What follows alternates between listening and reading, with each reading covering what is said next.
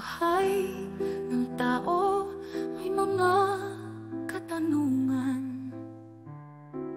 Sino ako sa buhay na ito? Dahil ako'y nag-aalinlangan. Bakit di ba ako nararapat? Bakit ako nasasaktan? Anumang hirap aking tatanggapin, sana minsan ako naman ang pakinggan. Sana minsan ako naman ang pagbigyan. Sana minsan akin namang maramdaman na ako'y katanggap-tanggap at di tinatalikuran.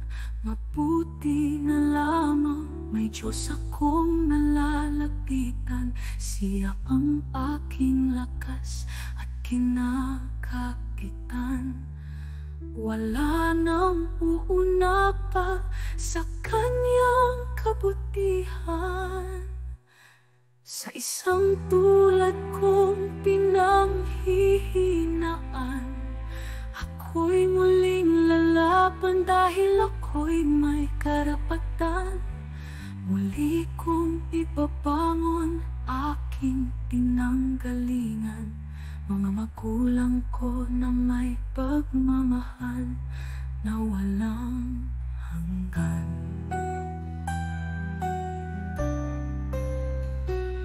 Aking magiging sandata sa aking laban. Maraming salamat po, mahal kong ama at ina.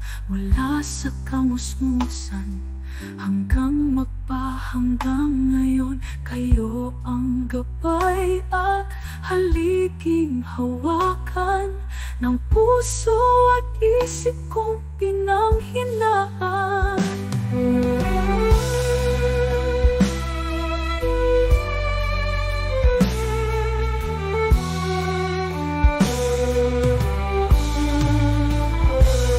Na ako'y katanggap-tanggap at di tinatalikuran.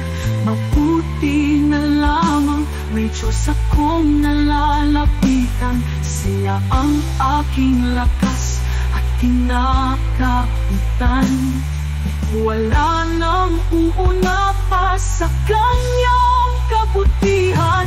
Sa isang tulad kong pinanghihinaan, ako'y muling lalaban dahil ako'y may karapatan.